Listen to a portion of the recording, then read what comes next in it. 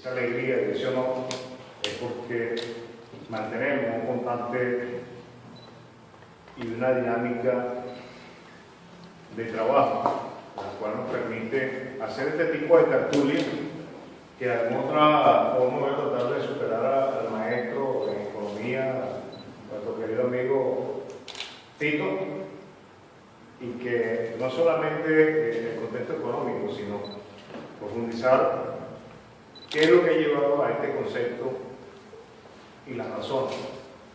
Desde el punto de vista político vemos que Venezuela, desde 1998, el pueblo venezolano asumió una responsabilidad de buscar otro sistema político diferente al tradicional. Y en ese contexto nos encontramos con la aplicación de conceptos que realmente chocan en la realidad misma, como es el concepto capital o el concepto social. Cuando hablamos del concepto capital es el capitalismo en su suprema manifestación. Y cuando hablamos del concepto social es la aplicación, es la sociabilización de todos aquellos elementos que están dentro de una sociedad, dentro de un Estado, dentro de un territorio en el cual permite el desarrollo social del ser humano. Hay que sociabilizar la industria, hay que sociabilizar las economías para poder tener un resultado óptimo, satisfactorio y, por supuesto, desde ese punto de vista, que satisfaga el desarrollo del pueblo, nuestra particular conciencia del pueblo venezolano, como puede ser el pueblo dominicano. Por eso es que, de alguna manera, planteo, refrescando unos conceptos, sé que estoy presente de personas que la dinámica misma nos lleva a tratar estos temas diariamente, el concepto de capital y el concepto social o de socialismo. Pero no obstante, fíjense que estamos en una coyuntura, que estoy hablando de 1998, ya en 1999, a través de un proceso de un candidato, de un comandante ya en 1989, cuando ocurrió el primer caso, Caracazo, cuando hubo una rebelión del pueblo venezolano que de una manera nuestro querido Tito refrescó el tema y lo que ha significado dentro de la política económica mundial, el Fondo Monetario Internacional y aquellos conceptos financieros que han dominado el concepto capital y que por algunas cartas de intención que había sido implementada por Carlos Andrés Pérez, pues sencillamente estaban ordenando al gobierno venezolano que implementara una serie de medidas impositivas para poder privatizar todo aquello que todavía quedaba en manos del Estado y que era administrado malversando esos recursos y que finalmente se convirtió en lo que hoy conocemos como el Caracazo. Pues bueno, detrás de eso también había una conciencia social generada por una serie de hombres y mujeres, las cuales virtualmente un grupo militar, en el 92 una rebelión militar, etc. En el 98 ese comandante de esa rebelión militar, por supuesto, el mismo concepto de lo que conocemos,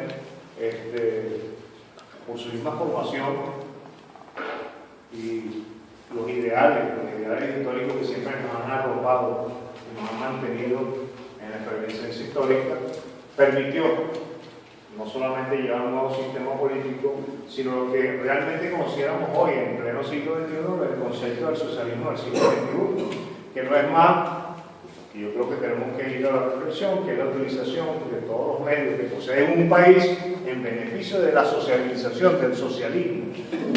No vamos a cumplir un patrón y vamos a querer imitar a cualquier otro país que se manifieste progresista o socialista, sino que cada país, de acuerdo a sus características, pueda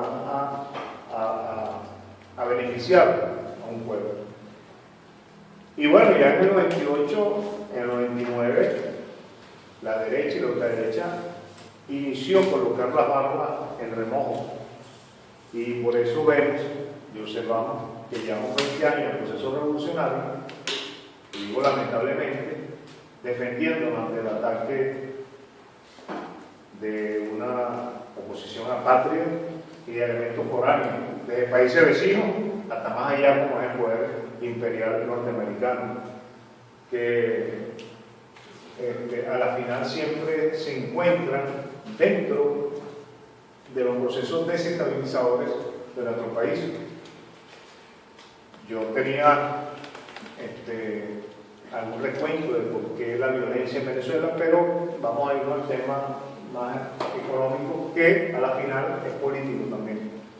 Y en ese contexto vemos como cuando, a partir de 1999, por la principal industria del Estado venezolano, que es el petróleo, hay que recordar que en Venezuela, del 100% de las divisas que ingresan históricamente, de ese 100%, el 95% lo representa la industria básica, o mejor dicho, la primera industria del Estado venezolano, que es PDVSA.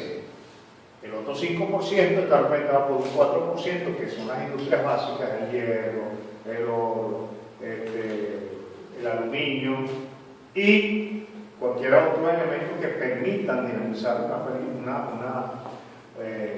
una exportación manejable por los productos que maneja el Estado. Y un 1% representado por lo que produce el privado. O sea, vemos cómo el 95% más el 4%, y estamos hablando de un 99%, lo genera el Estado, y hay un 1% que lo dinamiza el privado. Cuando volteamos esa inversión, resulta ser que ese 1% se llevaba casi el 60% de las divisas y el otro 40% era el que utilizaba el Estado para dinamizar las políticas sociales, las infraestructuras y empoderar lo que era el trabajador de la administración pública. Porque casi el 65-70% para ese momento trabajaba a expensas del gobierno o del Estado en funciones públicas. Pero ahí no termina eso, sino que cuando ese 1%, estoy hablando del 1% donde la magnificencia de ese poder económico que representaba esa pequeña población, empezaron a perder su influencia, pues lamentablemente empezaron a ver cómo restituían ese poder perdido, esa democracia de 40 años, esa democracia que lamentablemente fue lo que originó la pobreza de casi el 80% de la población para 1998, y que hoy, a pesar de toda la guerra económica y el bloqueo financiero, todavía tenemos un 30-32% de la población en pobreza. Hemos podido haber disminuido un porcentaje mucho más alto, pero lamentablemente producto de este bloqueo económico y financiero que ha tenido Venezuela, no desde el 2015, como algunas veces hemos podido apreciar que conferencistas establecen que desde el 2015, a través del decreto de Obama, cuando declaró a Venezuela un país de una amenaza extraordinaria, inusual, etcétera, etcétera, no, mucho antes. Ya desde el 1999 teníamos un bloqueo, antes, más aún, les digo, desde que antes llegara el comandante Chávez, ya Venezuela estaba sujeta a un bloqueo. Y se lo digo porque específicamente cuando se requerían motorizar y desarrollar y retomar lo que era lo que conocemos el motor industrial, uno de los 15 motores, estoy hablando de 1998, no era un motor, sino, vamos a decir, la capacidad industrial, se hacía imposible lograr las importaciones. Cuando se requería hacer mantenimiento de las Fuerzas Armadas, de los sistemas de armas, se hacía imposible, porque ya había un impedimento por las principales industrias de producción industrial y también de producción de armas a nivel mundial, especialmente por los Estados Unidos. Yo recuerdo que para 1998 las Fuerzas Armadas o las Fuerzas Policiales en ese momento querían obtener un grupo de armas y acusaron que en Venezuela el delito era muy alto e impidieron la compra de armas para la policía. Luego empezaron a devenir una serie de situaciones en las cuales se veía, de grosso modo, que era un impedimento desde el punto de vista de evitar que las Fuerzas Armadas venezolanas pudieran tener un desarrollo óptimo. Más aún, a partir de 1981, los Estados Unidos empezaron a trabajar por ese concepto de la omnipresencia mundial. Hay que recordar la cantidad de comandos de defensa que tiene el Comando Sur, el Comando Norte, etcétera, etcétera. Entre ellos el Comando Sur, que es el que nos arropa y que nos vigila constantemente a través de los diferentes órganos de inteligencia que ellos poseen. En ese concepto vemos que siempre existe una dinámica donde el imperio, como bien lo llamamos, que es el imperio norteamericano, ha dinamizado una serie de factores a través de la guerra. Y dentro de esa guerra está el factor económico. Hoy en día se han dejado y se han quitado ya el arropaje de disimulo y vemos ya francamente en posiciones de aranceles y lo que pasa con Venezuela, con Cuba, está pasando ahorita con Nicaragua. No nos olvidemos de El Salvador en el momento que ha tomado la decisión de abrir relaciones con China. Entonces, hay una dinámica que no podemos decir que sea una guerra económica, es una guerra realmente que estamos enfrentando, en la cual los países que están en proceso de desarrollo y que no tienen el potencial económico debido a la riqueza son los que van como estamos llevando la preocupación.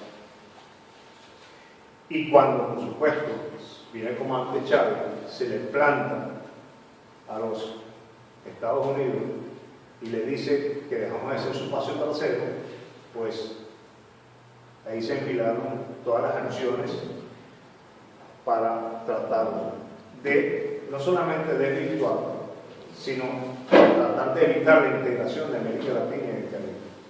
Y en ese contexto es porque nos encontramos una coyuntura capital y social, o capitalismo y socialismo. Yo a veces hablo del capitalismo versus el socialismo. Lo que ocurre es que dentro de estos dos conceptos hay un elemento fundamental que es la economía.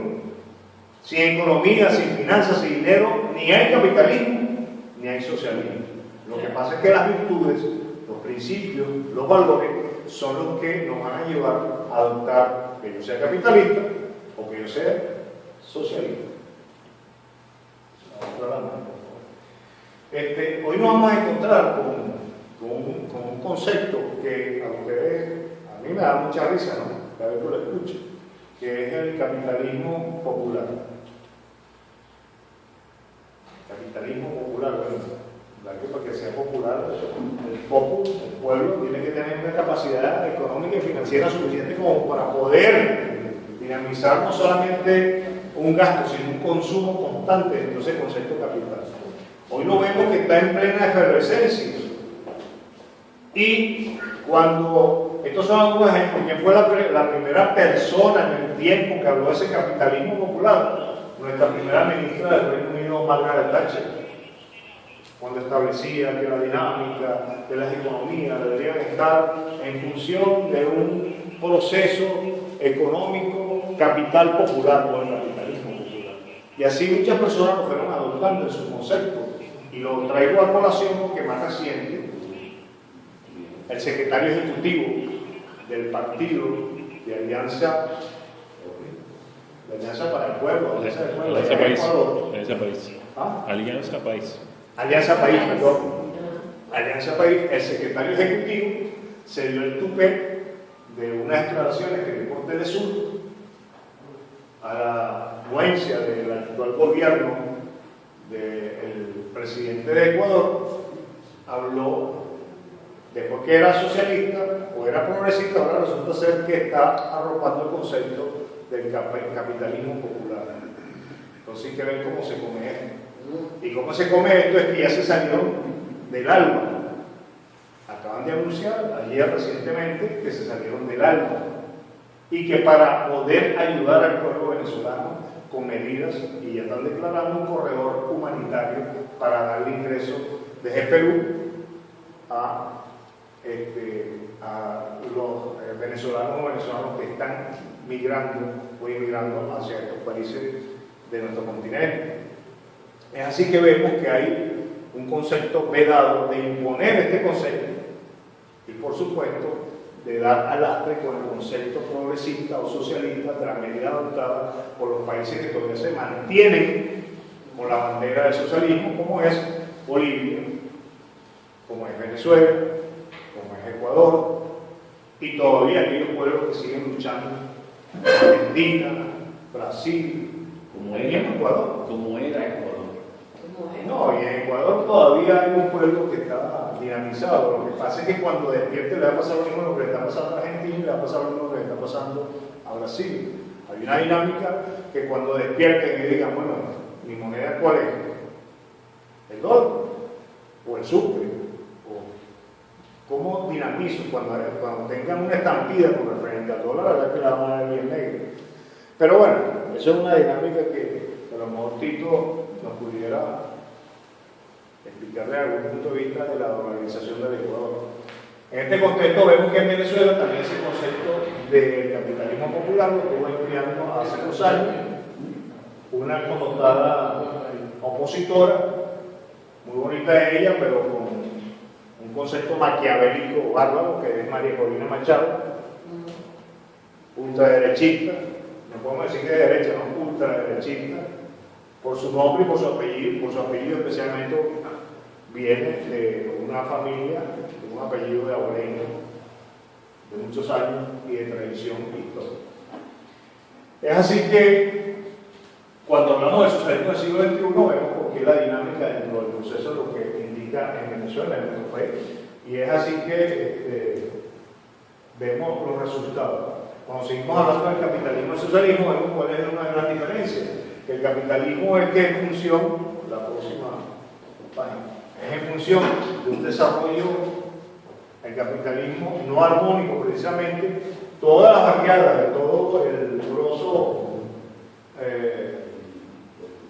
grosso modo de todo lo que rodea Caracas, por hablar de Caracas, la capital de Venezuela, es unas construcciones muy marginales. Cuando digo marginales porque están al margen de la capital, y marginales porque carecen de toda estructura de ingeniería, con mucha creatividad, por cierto, porque nuestra gente construye ese tipo de vivienda, como vemos en cualquier otra parte de nuestros países, pero con una creatividad, bueno, que uno hasta queda admirado de inventiva. Y lo que hoy en día, podemos decir lo que ha en estos 20 años ocurrido en Venezuela con el concepto social o socialista, que se han creado más de 2 millones de viviendas, soluciones habitacionales, y lo cual continúa y soportando lo que es el desarrollo social de nuestro país. Hay un concepto que nosotros manejamos, que es el concepto de resiliencia. Es un concepto manejado, a mí me gusta manejarlo mucho desde el punto de vista social. Conocemos lo que es una matriz DOFA. Una matriz DOFA es aquello que nos establece oportunidades, debilidades, fortalezas, amenazas. La resiliencia es algo por el estilo, ¿no? Pero es más allá. La resiliencia es cuando una población está sujeta a amenazas y posee muchas debilidades, y esos 2 aspectos, esas 2 variables, cuando las desarrollamos buscándole solución a ese problema, resulta ser que nos ayuda a salir adelante, a ser optimistas y a lograr los objetivos que muchas veces no hemos podido lograr teniendo toda la riqueza del mundo. La resiliencia nos va a guiar y nos va a fortalecer el ánimo de seguir construyendo un mundo mejor. Hoy en día el concepto de resiliencia, en su segunda expresión, capacidad de un material mecanismo, se utiliza también para aplicarse en diferentes ámbitos. Pero me gusta aplicarlo más que todo en lo social porque nos identificamos con él. Y eso es lo que ha ocurrido con Venezuela en estos momentos cuando estamos hablando de la guerra económica o financiera que ha ocurrido. Un proceso de resiliencia que nos ha obligado a buscar soluciones diferentes a aquel concepto capital o de capitalismo tradicional, que es en donde ha estado jugando su principal carta la derecha, la ultraderecha, las grandes corporaciones financieras y mundiales, y cuando vieron que no podían ver, que se les hacía difícil obtener los resultados, observamos lo que nos pasó el 4 de agosto con el atentado contra el presidente de la República. Y en ese mismo día estaba anunciando nuevamente que a partir del 20 de agosto se daba inicio al proceso de la adaptación y de la defensa contra la guerra económica y financiera del país a través de la instalación del nuevo cono monetario que había sido anunciado. Hay que recordar que cuando hablamos no solamente de los problemas internos, hablamos de la acción de elementos externos o foráneos que también han contravenido las disposiciones multilaterales y de relaciones bilaterales para atacar al país, como ha pasado lamentablemente con Colombia. Y en ese contexto vemos razonadamente los esfuerzos a través de ese concepto de resiliencia, porque nos han llevado a una nueva dinámica en donde hoy en día los mismos economistas están buscando y manejando el concepto para ver cómo hacen quedar mal el concepto manejado por el presidente Nicolás Maduro Moro, pero no encuentran la fórmula, porque no tiene fórmula. Es sencillamente una dinámica en función de el deber ser, de una fortaleza, de una oportunidad, de una amenaza y de una debilidad que ha tenido Venezuela. Tenemos recursos, el petróleo, el oro, el diamante, tierras raras. Tenemos un pueblo desde 1810 luchando. Tenemos 20 años en un proceso de la revolución, en la cual hay hombres y mujeres, así como también tenemos venezolanos y venezolanas, pero no adversos, también hombres y mujeres que están en la conciencia de que obtuvieron en estos 20 años lo que jamás pudieron haber observado en 40 años de democracia, de 1998 hasta 1958, cuando cayó la dictadura del general Marcos Pérez Jiménez. Por eso es que hoy seguimos, como bien lo explicaba nuestro querido amigo Tito, que en ese proceso de gestionar y solventar nuestros problemas desde el punto de vista económico y financiero, Venezuela ha adoptado un nuevo bono monetario a través de Bolívar soberano y por supuesto con ello a través de una moneda virtual, una criptomoneda que es el petro. Y vamos más allá. ¿Qué es el petro? Una moneda virtual basada en la tecnología blockchain, cadena de bloques, sustentada por los recursos naturales del Estado venezolano, el petróleo, el oro, el diamante, tierras raras y por supuesto la fuerza y la mano de obra del venezolano y de la venezolana. Algunos dirán que el petro, pues es una moneda virtual, pero resulta ser que es la única moneda virtual en el mundo que tiene un respaldo.